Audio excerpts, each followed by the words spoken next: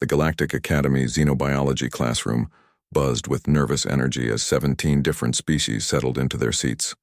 Among the chittering insectoids, hulking rock-like beings, and gracefully floating energy entities, sat one unremarkable human girl. Maya Chen kept her head down, dark hair falling like a curtain around her face as she sketched absent patterns in her digital notepad.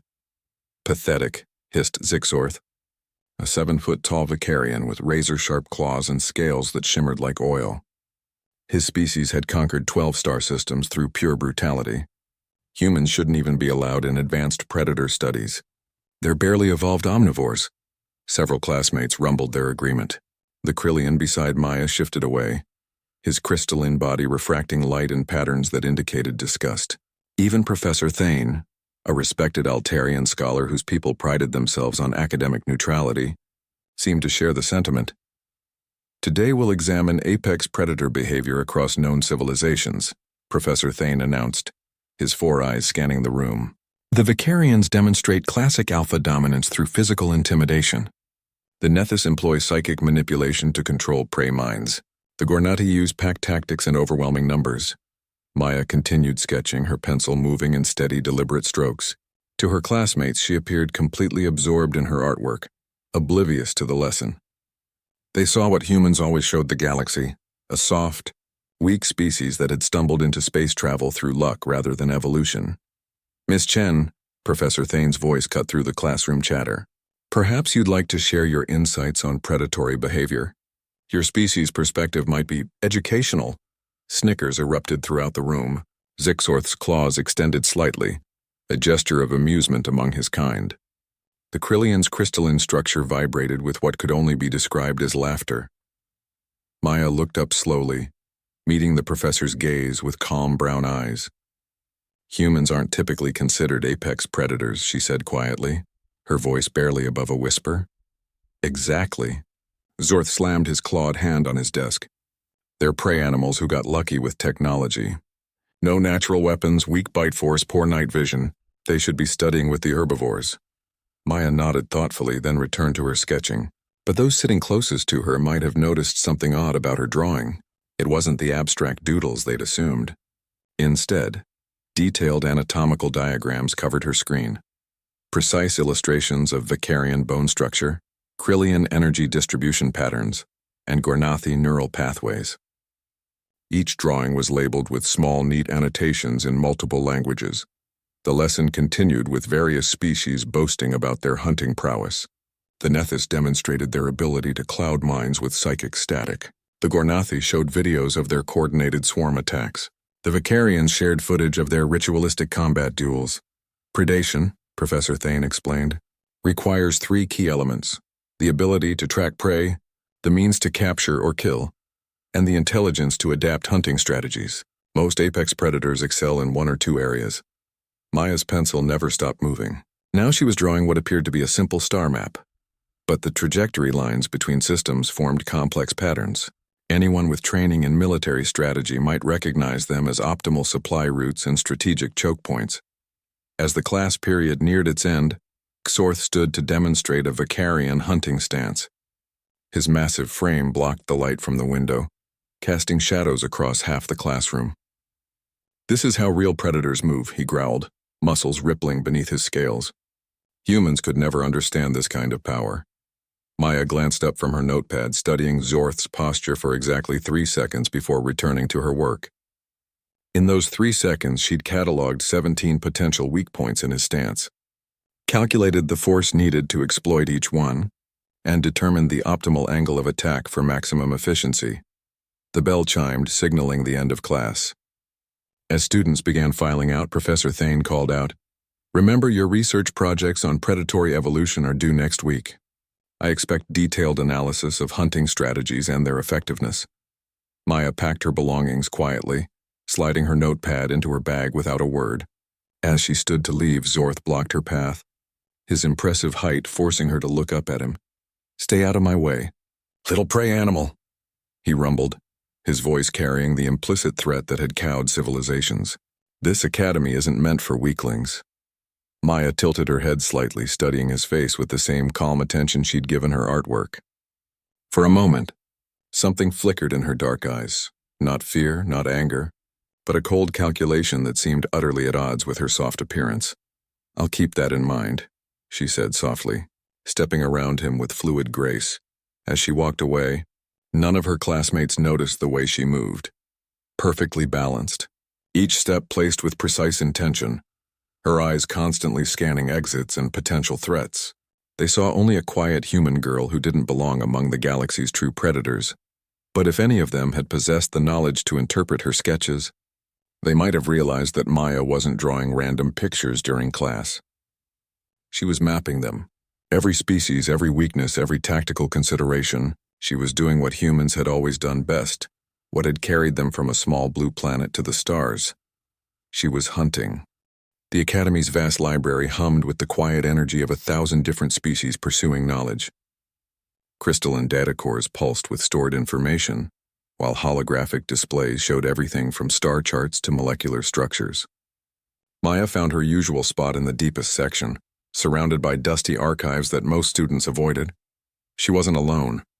3 tables away, Sorth held court with his usual followers, a pair of Gornathi warriors and a Nethys psychic whose mental projections flickered like dying flames.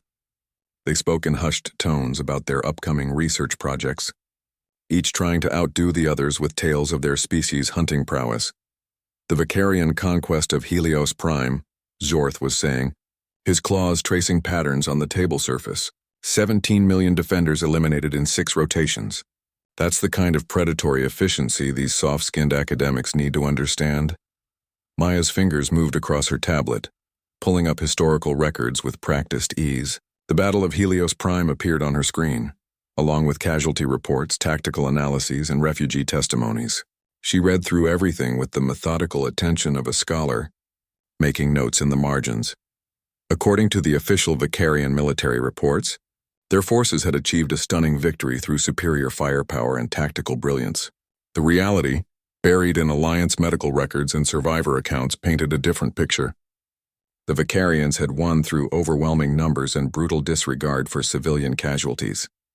Their tactical brilliance consisted mainly of targeting hospitals and schools to break defender morale. Maya cross-referenced the data with economic reports from before and after the conquest. Helios Prime had been a major agricultural world, feeding 3 star systems. After the Vicarian victory, food production dropped by 60%. The conquerors, it seemed, were better at destroying than building. She pulled up similar records for other Vicarian conquests. The pattern was consistent: initial military success followed by economic collapse and eventual abandonment. For all their physical prowess, the Vicarians were remarkably short-sighted predators. "Chen," the harsh whisper made her look up. Crix, one of the Gornathi, was pointing in her direction while speaking rapidly to his companions. The insectoid's compound eyes glittered with malicious intent. Maya returned to her research but kept her peripheral vision locked on the group. The Gornathi were known for their pack mentality and coordinated attacks. If they decided to cause trouble, it wouldn't be a fair fight. Not that fairness had ever been a human concept anyway. She expanded her search to include Gornathi military history. Their species had evolved from hive insects on a harsh desert world where cooperation meant survival. Their modern military reflected this heritage. Every soldier was willing to die for the good of the swarm, and their battle tactics emphasized overwhelming force through coordinated assault. The records showed impressive victories against isolated targets. But the Gornathi struggled against adaptive opponents. During the Centauri Rebellion, human forces had devastated Gornathi regiments by constantly changing tactics and refusing to engage in predictable patterns. The insects excelled at executing complex plans but failed when those plans encountered unexpected resistance. Maya made more notes, her stylus moving in quick, efficient strokes. She cataloged Gornathi communication methods, command structures, and psychological pressure points. The species that prided itself on unity had a fatal weakness: remove the Queen's influence or disrupt their chemical communication networks, and the entire swarm would collapse into chaos. "Research is so important," came a whisper directly into her mind. The Nethys at Zixorth's table was practicing his psychic abilities, probably trying to read her thoughts or plant suggestions. Maya felt the familiar cold touch of alien mental intrusion. She didn't resist. Instead, she focused her thoughts on basic arithmetic problems and grocery lists, letting the psychic waste his energy sifting through mental static. Meanwhile, she opened another research window and began studying Nethys neural patterns. The psychic species had evolved from energy beings who fed on electrical impulses. Their modern descendants retained the ability to manipulate bioelectric fields, but the process required enormous mental focus. Maya found scientific studies showing that Nethys psychics could only maintain their abilities for limited periods before experiencing severe mental fatigue.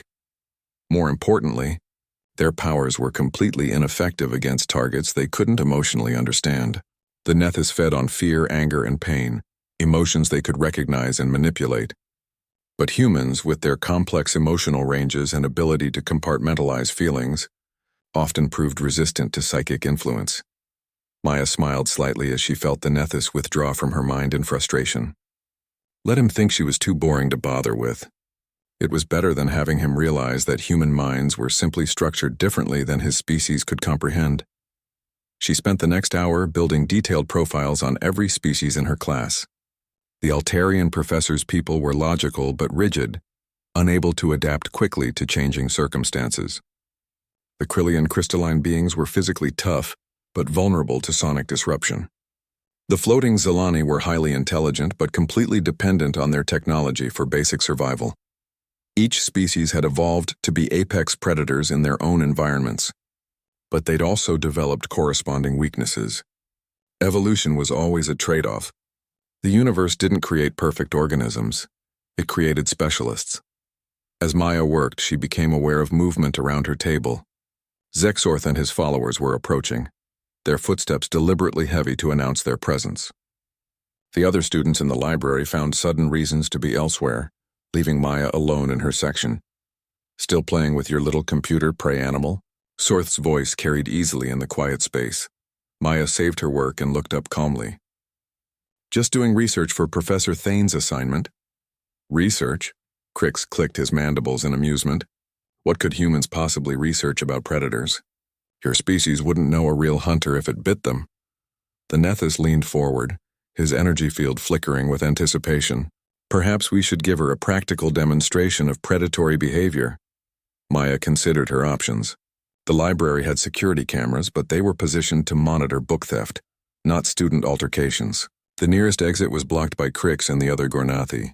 The emergency alarm was 12 feet away, but she'd never reach it before they could stop her. Of course, running had never been the human way of dealing with predators. That's an interesting offer, Maya said quietly, closing her tablet and standing up. But I think you might be misunderstanding something fundamental about predatory relationships. Sorth's eyes narrowed. Enlighten us, little human. Maya stepped away from the table, giving herself room to maneuver. Her movements were casual, almost lazy, but she positioned herself where she could see all four aliens clearly.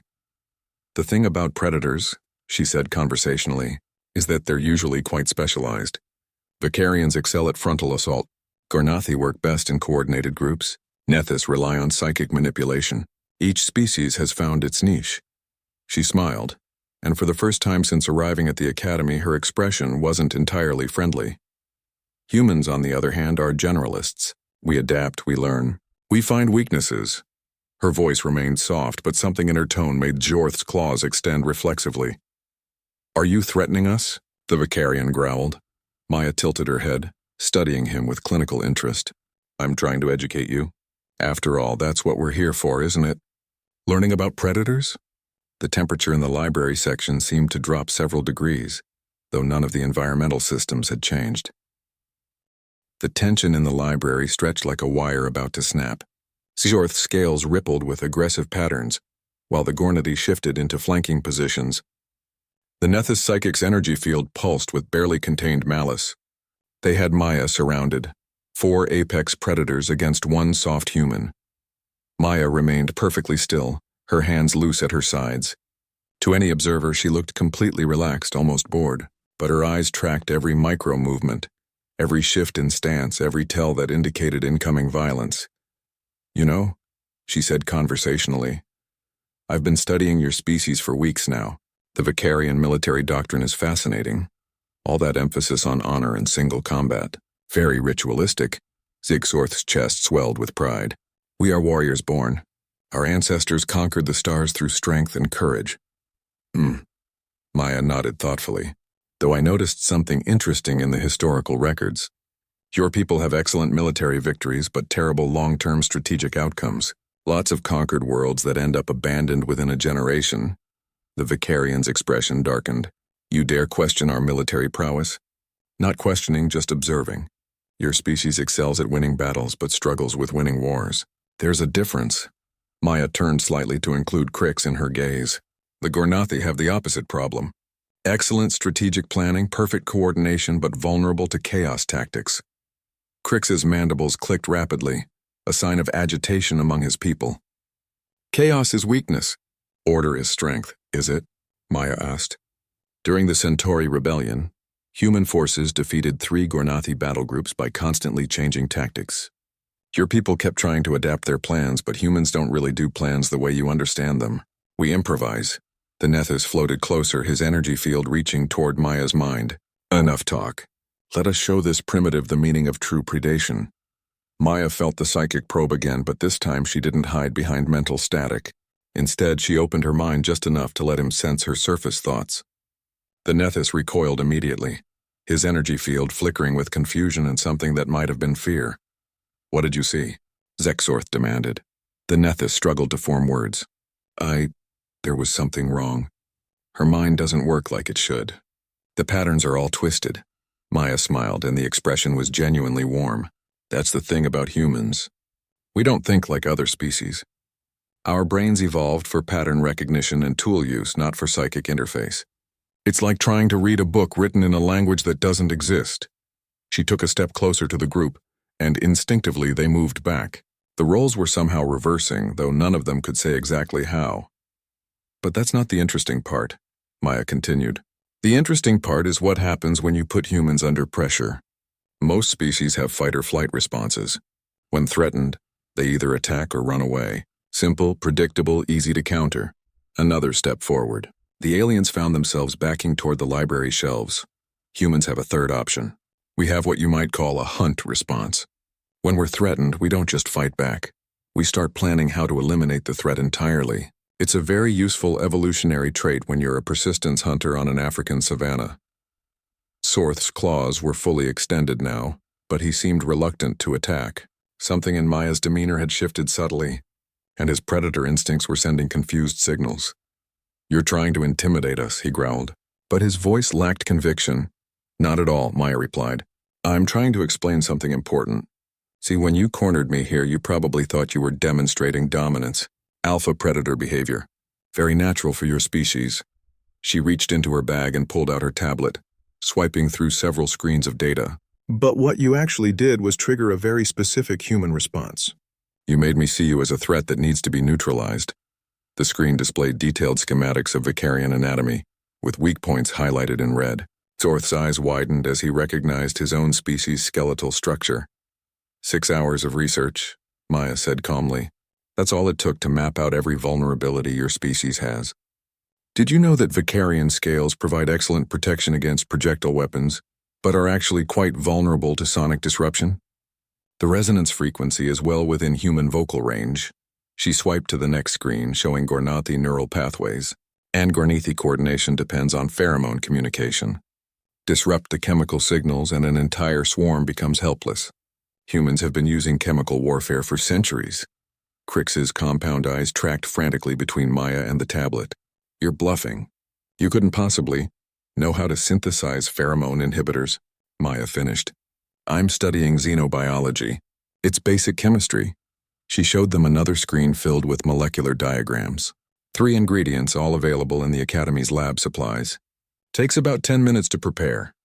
The Nethys was backing away rapidly now, his energy field crackling with panic. This is madness. You're just a student.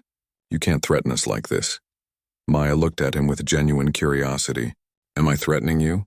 I'm just sharing research data. Very thorough research, I'll admit, but that's what humans do. We observe, we analyze, and we prepare.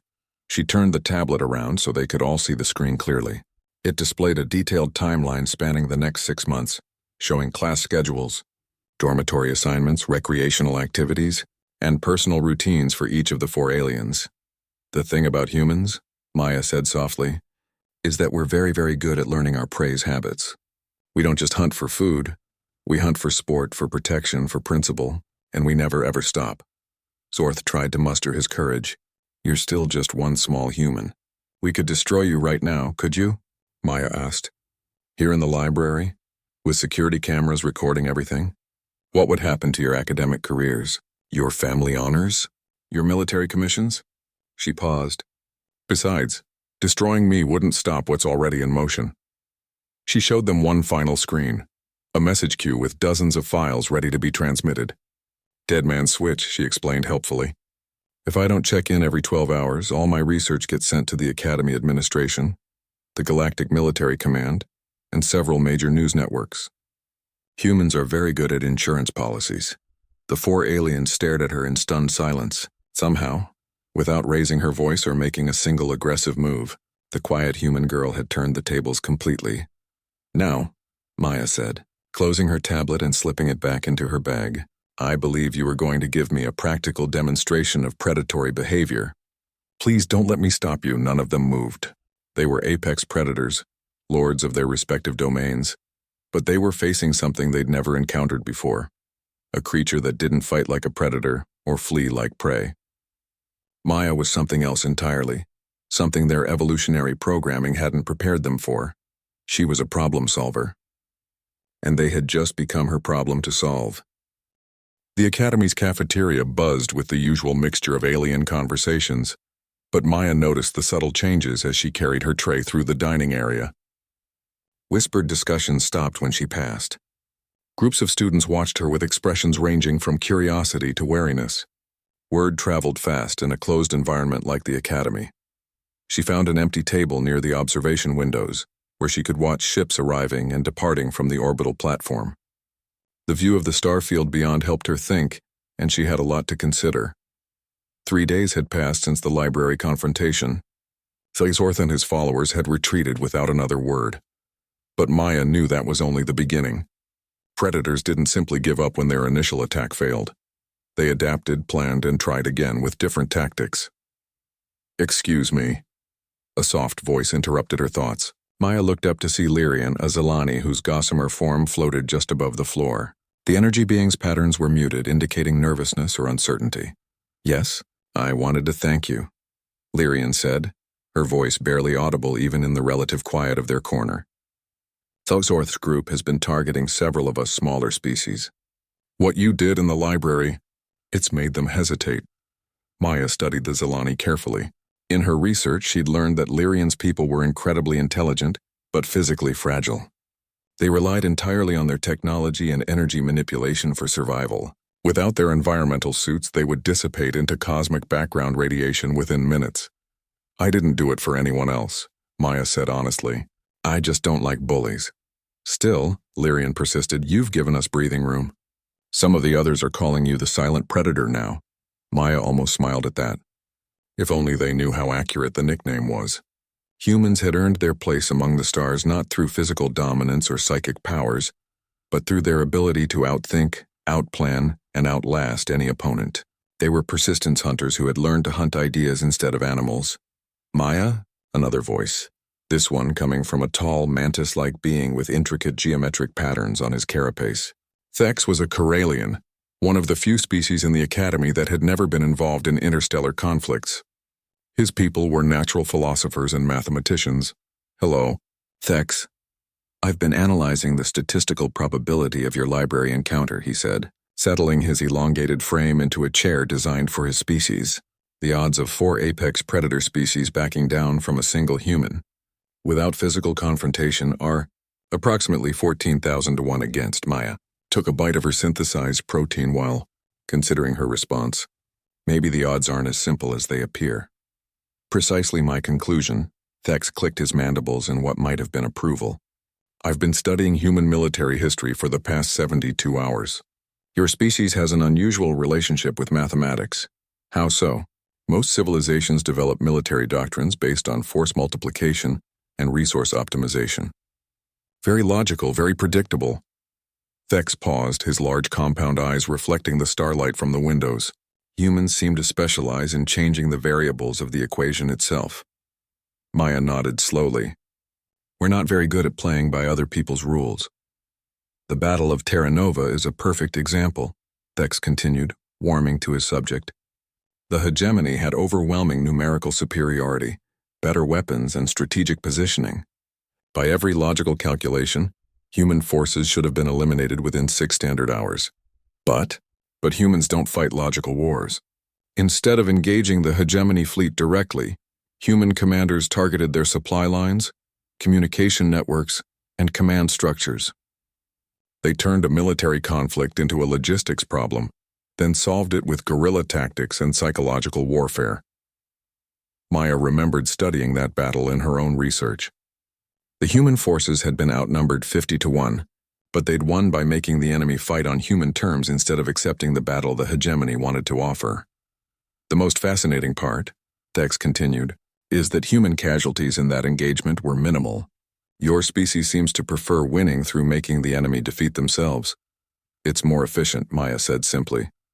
Across the cafeteria, she noticed Sorth entering with a different group of aliens. No Gornathi or Nethys this time. Instead, he'd recruited several draconian heavy infantry types and what looked like a phantom assassin unit.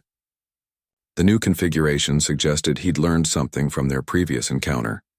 Maya made mental notes while maintaining casual conversation with Thex and Lyrian.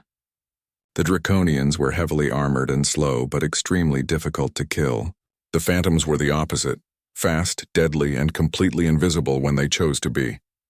It was a good combination for dealing with someone who might have prepared countermeasures against his previous allies.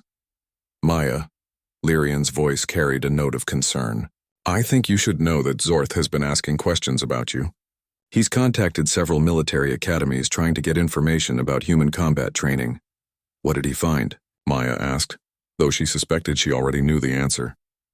That's what's strange, Thex interjected.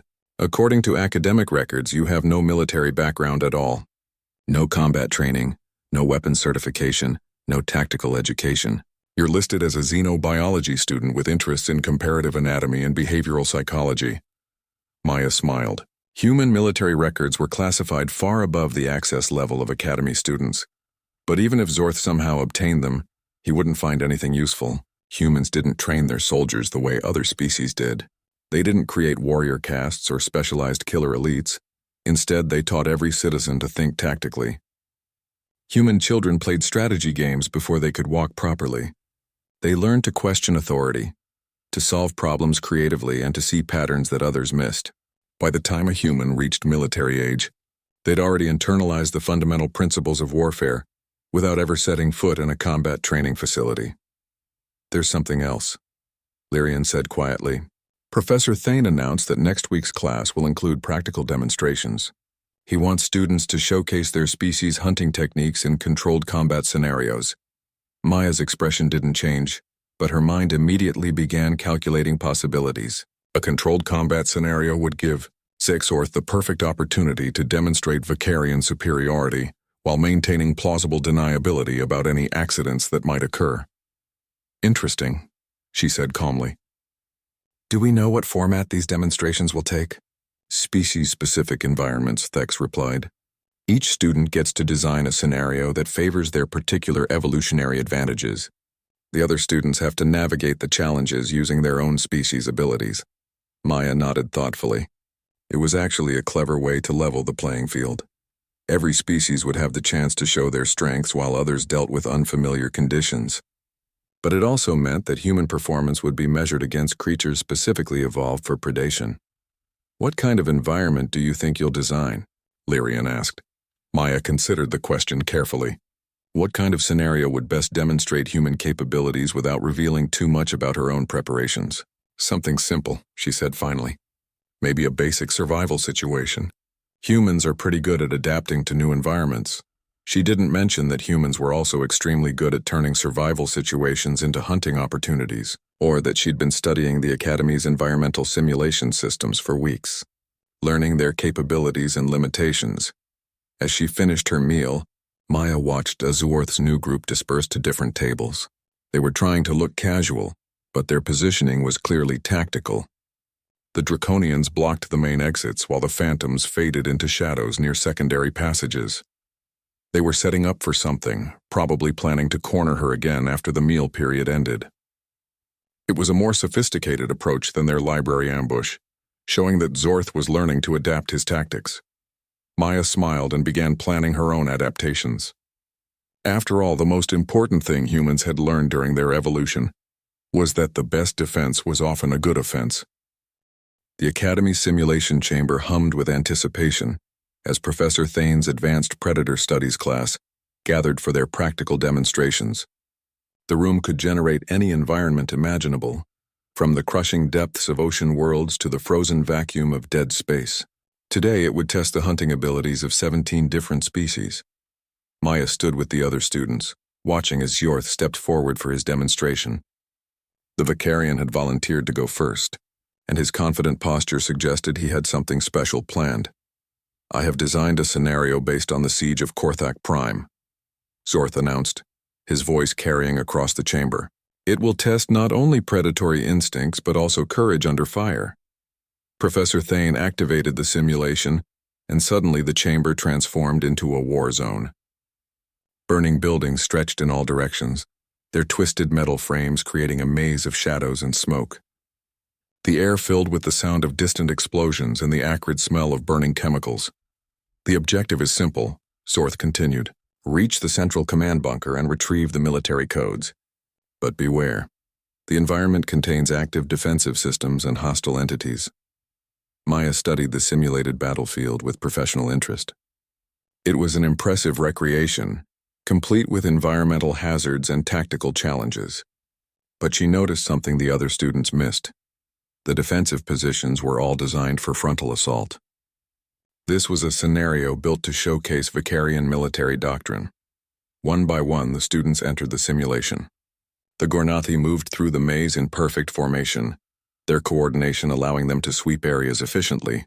The Nethys used psychic abilities to sense dangers ahead, while the Draconians simply smashed through obstacles with brute force.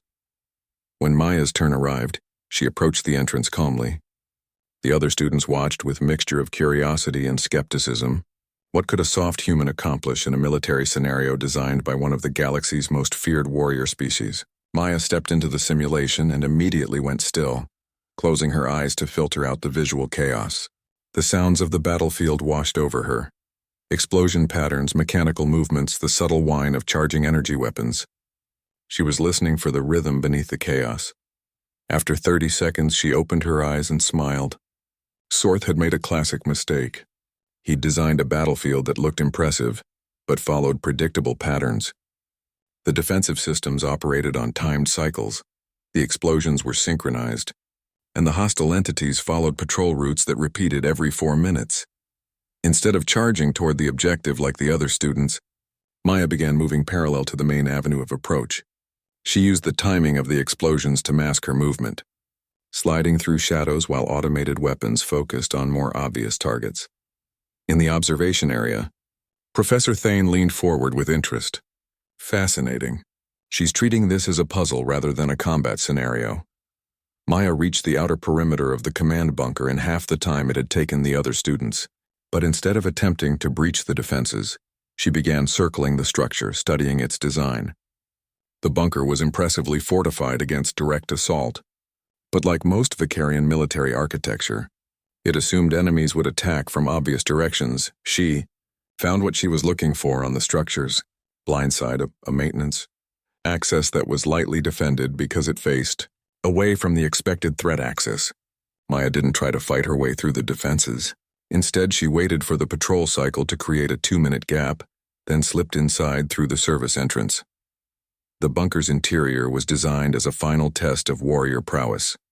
Armored guardians blocked the path to the command center, their weapons trained on anyone who entered through the main corridors. But Maya wasn't using the main corridors. She was crawling through the ventilation system, following blueprints she'd memorized during her careful exterior reconnaissance. "How is she doing that?" Zorth demanded, watching Maya's progress on the monitoring screens. "There's no way she could know the bunker's layout." "She's not using the layout," Professor Thane observed. "She's deducing it. Look at how she tests each junction. feeling for air currents and listening to acoustic signatures. She's building a mental map as she goes. Maya dropped down into the command center from an overhead maintenance hatch, landing silently behind the final Guardian unit. The robotic defender was programmed to respond to frontal attacks, but its sensors weren't designed to detect threats from above. She simply walked around it, retrieved the military codes from the central console, and retraced her path through the ventilation system. Total time in simulation: 11 minutes, 43 seconds. 0 combat encounters, 0 injuries. Mission accomplished with maximum efficiency. The other students stared in stunned silence as Maya emerged from the simulation chamber. She'd not only completed Zixorth's challenge faster than anyone else, she'd done it without firing a single shot or engaging a single enemy. That was cheating, Zixorth growled. You were supposed to fight through the defenses, not sneak around them. Maya tilted her head, considering his objection. The objective was to retrieve the military codes. You didn't specify that I had to fight anyone to accomplish that goal. A true warrior faces challenges head-on, the Vicarian insisted. Skulking through vents like some kind of vermin isn't honorable combat. You're right, Maya agreed calmly. It isn't honorable combat. It's problem-solving. The question is, which approach actually works better? Professor Thane studied the simulation results with obvious fascination. Miss Chen's approach resulted in the fastest completion time, 0 casualties, and minimal resource expenditure. From a practical standpoint, it was the most successful run. But it shows no warrior spirit, protested one of the Draconians. Where was the glory in hiding from your enemies? Maya smiled at that. Glory is something you think about after you've accomplished your mission. During the mission, you think about efficiency. She moved to the simulation controls, preparing to set up her own scenario. Speaking of which, I believe it's my turn to design a challenge. The chamber began to shift again, but this time the transformation was subtle. The war-torn cityscape faded, replaced by what appeared to be a simple forest clearing surrounded by dense woodland. No explosions, no burning buildings, no obvious threats. Just trees, undergrowth, and dappled sunlight filtering through the canopy. This is your scenario? Zorth scoffed. A nature walk? Not exactly, Maya replied. The objective is survival. You're alone in an unfamiliar environment with limited resources. You need to find food, water, and shelter while avoiding the predators that call this forest home. She paused, looking around at her classmates with calm brown eyes. Oh, and you should know that the primary predator in this environment is an endurance hunter. It won't attack you directly. Instead, it will track you patiently, learning your habits and weaknesses until you make a mistake. The temperature in the observation area seemed to drop several degrees as her words sank in. The predator is active now, Maya continued conversationally. It's already begun hunting you. The simulation ends when you either establish a sustainable survival situation or when the predator decides you're no longer worth keeping alive. She stepped back from the controls and gestured toward the forest entrance. Who wants to go first? None of the students moved. They were all staring into the peaceful woodland, suddenly aware that somewhere in those shadows something was watching them with patient, calculating eyes. The peaceful forest scenario had shattered the confidence of Maya's classmates. One by one, they'd entered her simulation, and one by one, they'd emerged shaken and defeated. The invisible predator had systematically exploited every weakness, every tactical blind spot, every species-specific vulnerability. Zorth had lasted longest, his warrior training serving him well in the initial phases. But even he had eventually succumbed to exhaustion and psychological pressure as the unseen hunter drove him deeper into the wilderness, away from water sources and safe shelter. Now, 3 days later, the academy buzzed with nervous energy. Word of the silent predators demonstration had spread throughout the student body, and Maya found herself the subject of intense speculation and growing unease. She was returning from the library when it happened. The corridor was empty, the overhead lights dimmed for the night cycle when shadows seemed to shift around her. The phantom assassins stepped out of their concealment with lethal grace, their forms barely visible even in direct light. Maya Chen. The lead phantom spoke in a voice like whispered death. You have been marked for termination. Maya stopped walking and turned to face them calmly. There were 4 of them, positioned to cut off every escape route. Their species was renowned throughout the galaxy for their killing efficiency. No target had ever survived a phantom contract. Zorth, finally decided to escalate, Maya observed. I was wondering when he'd move beyond academic intimidation. This is not about the Vicarian's wounded pride, the Phantom leader replied. You have been deemed a threat to galactic stability. Your species' methods are unsettling to the established order. Maya nodded thoughtfully. I see, and who exactly made this determination? That is not your concern. Prepare yourself. The Phantoms began their approach, moving with the fluid grace of professional killers. Their weapons remained concealed, but Maya knew they preferred close combat techniques that left minimal evidence. To any investigation, it would appear that a human student had suffered an unfortunate accident in a poorly lit corridor. Maya remained perfectly still until they were almost within striking distance. Then she spoke a single word in clear, carrying tones. Execute. Every light in the corridor flared to maximum intensity, then began strobing in rapid, disorienting patterns. Emergency klaxons blared from hidden speakers while automated fire suppression systems activated, filling the air with dense foam. The carefully planned ambush dissolved into chaos as the Phantom struggled to adapt to an environment that had suddenly turned hostile. But Maya wasn't finished. As the assassins fought to maintain their coordination in the strobing lights and blinding foam, hidden panels opened in the corridor walls. What emerged weren't weapons or more environmental hazards. They were cameras. Dozens of high-resolution recording devices that captured every detail of the attack from multiple angles. Attention, Academy Security. Maya's voice echoed from the corridor's communication system. Attempted assassination in progress in Section C7. Multiple hostiles engaged. Please respond immediately. The Phantom leader snarled and lunged toward Maya's last known position, but she was no longer there. Somehow, despite being surrounded in an empty corridor, she'd vanished as completely as any stealth specialist. Find her, the leader hissed to his team. She cannot have gone far, but Maya was closer than they imagined. She'd dropped through a maintenance hatch that had been concealed beneath the corridor's flooring. A hatch she'd been carefully preparing for weeks. Now she moved through the Academy's service tunnels with the confidence of someone who'd memorized every blueprint and system schematic, and she emerged 3 levels down in the Academy's Central Security Office, where duty officers were already responding to the alerts from Section C7. Maya's arrival through a maintenance access caused momentary confusion, until she calmly explained that she was the target of the assassination attempt. We have multiple recordings of the attack, she informed the security chief, a grizzled Centaurian veteran named Krex. The attackers identified themselves as Phantom operatives acting on behalf of unnamed parties who consider human methods a threat to galactic stability. Krex studied the footage with professional interest.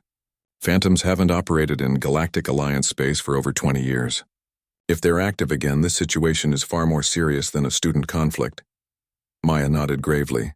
I believe someone is using Zorth's personal vendetta as cover for a larger operation. The question is, who benefits from eliminating human students before they can graduate and spread throughout galactic society? The answer became clearer over the following hours. As Academy security investigated the assassination attempt, they uncovered evidence of a broader conspiracy. Several military academies had reported similar accidents involving human students over the past year. In each case, the humans had demonstrated unconventional tactical thinking that challenged established military doctrines.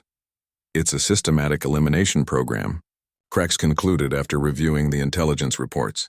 Someone is targeting humans who show potential for disrupting traditional power structures. Maya wasn't surprised. Humans had always been problem solvers, and problem solvers were dangerous to anyone whose power depended on maintaining the status quo. If humanity was allowed to spread its influence throughout galactic civilization, it would inevitably challenge the existing order. What happens now? She asked. Now we find out who's behind this, Krex replied grimly. The Phantom unit you encountered has been captured, but they're not talking. However, we've traced their funding sources and discovered some interesting connections. The investigation revealed a conspiracy that reached into the highest levels of galactic government. A coalition of traditional military powers had been quietly working to contain human influence, viewing Earth's rapid technological advancement and unconventional tactics as existential threats to their dominance. The assassination attempt on Maya had been intended as a final test. If a single human student could be eliminated quietly, it would prove that the threat was manageable. If she survived, it would confirm that humans were too dangerous to be allowed free movement throughout galactic society. Maya's survival, and the evidence she'd gathered, had effectively forced the conspirators into the open. Now the question was whether the Galactic Alliance would stand with humanity or bow to pressure from the established powers. "There's something else you should know," Krex said as he prepared to file his final report. The Phantom leader, before he was taken into custody, made an interesting comment. He said you'd been tracking their movements for weeks, setting up countermeasures in advance. Maya smiled slightly. "I told you at the beginning. Humans are very good at learning our prey's habits. The Phantoms are excellent hunters, but they're predictable. They follow established patterns, use traditional approaches. Once you understand their methodology, they become just another problem to solve. So you were hunting them while they thought they were hunting you?" "In a way," Maya replied, "though I prefer to think of it as preparation. Humans don't like being surprised, so we try to prepare for every possibility."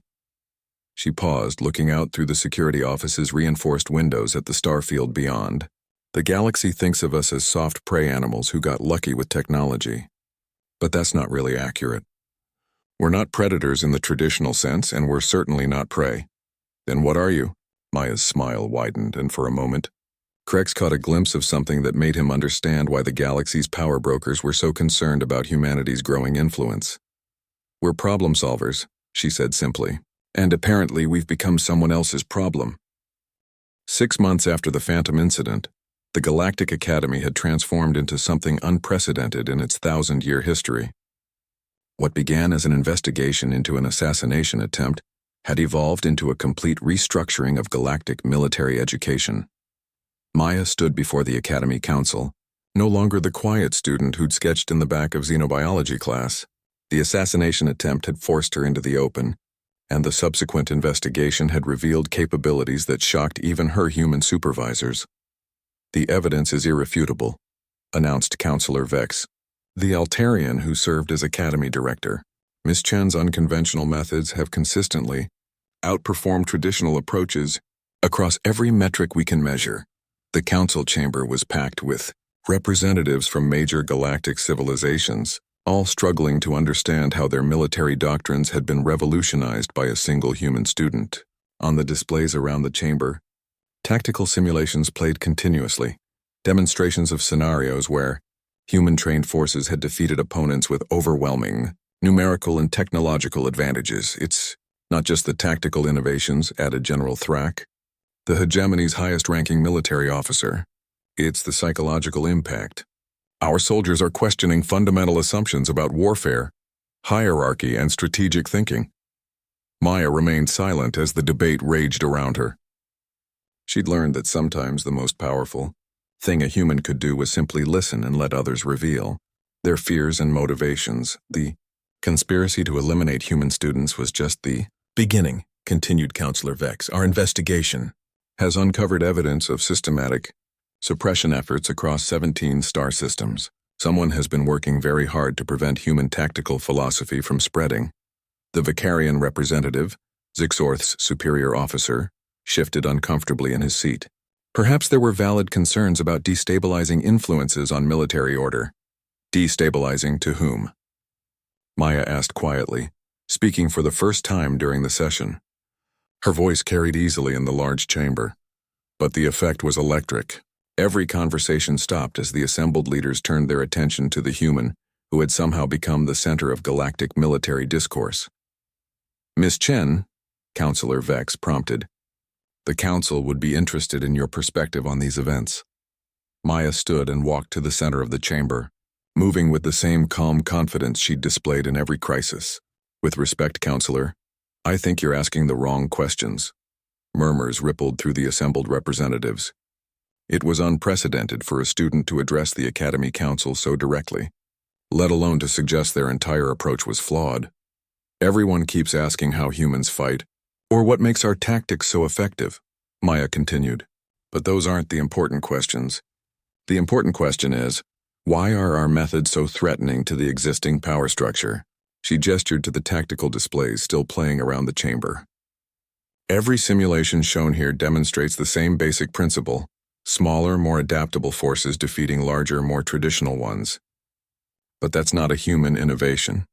That's just evolution in action. General Thrak leaned forward. Explain. Military doctrine evolves the same way species do, Maya said. Successful strategies spread and are adopted by others. Unsuccessful strategies lead to defeat and extinction. What you're seeing isn't human superiority. It's natural selection at work. She moved to one of the displays, showing a recent simulation where human-trained forces had defeated a hegemony battle group. The problem isn't that humans are better warriors. The problem is that the galaxy's military establishment has been artificially preventing this natural evolution.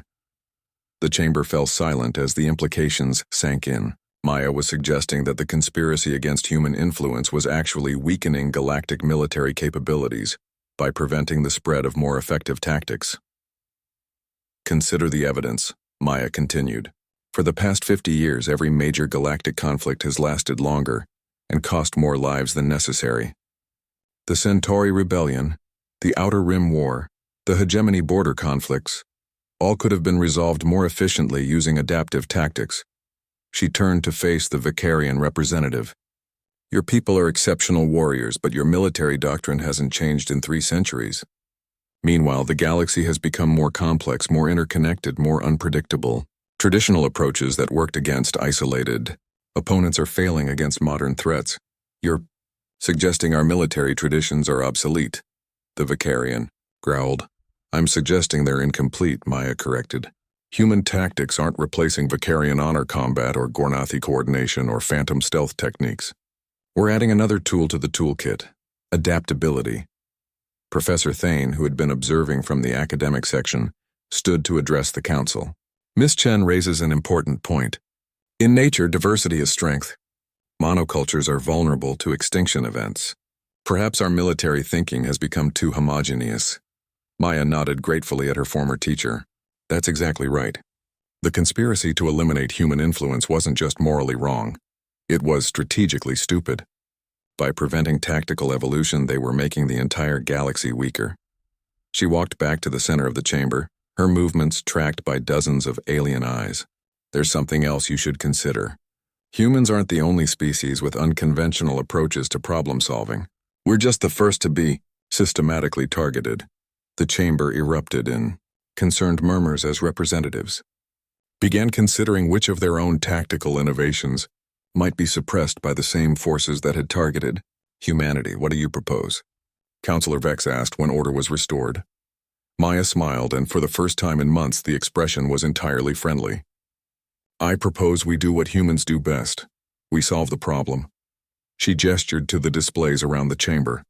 The Academy's mission is to educate the galaxy's future military leaders. Instead of trying to suppress innovative thinking, we should be encouraging it. Every species here has unique evolutionary advantages. Instead of competing, we should be combining our strengths. A integrated tactical doctrine, General Thrak mused, using the best elements from every galactic civilization. Exactly, Maya agreed.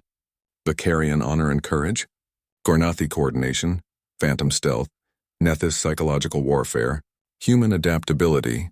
Imagine what we could accomplish if we stopped treating military knowledge as proprietary information. The debate that followed lasted for hours, but the outcome was inevitable. Maya's proposal offered a path forward that benefited everyone, while eliminating the need for the destabilizing suppression efforts that had nearly led to galactic conflict. When the session finally ended, Maya found herself appointed as the Academy's first director of tactical integration, a position that had been created specifically to implement her vision of collaborative military education. As she walked through the Academy corridors later that evening, Maya reflected on how much had changed since her first day in Professor Thane's xenobiology class. She was no longer the silent girl in the back row, sketching while others boasted about their predatory heritage. But in another sense, nothing had changed at all. She was still doing what humans had always done, observing, analyzing, adapting, and finding solutions to problems that others thought were unsolvable.